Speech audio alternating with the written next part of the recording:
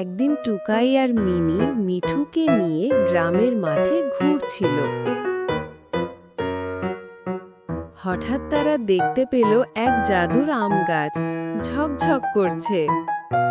আম গাছ বলে, আমার আম খেতে চাইলে আগে ভালো কাজ করতে হবে। টুকাই বলে, ভালো কাজ মানে কি? আম গাছ বলে, দাদাকে রাস্তা পার করিয়ে দাও, তারপর মিষ্টি আম পাবে। টুকাই বলে, আরে এ তো ঝামেলা। মিনি বলে, ভালো কাজ করলে পুরস্কার মেলে। শেষমেশ তারা মিলে দাদাকে রাস্তা পার করালো। তারা শিখল, ভালো কাজ করলে সবসময় মিষ্টি ফল মেলে।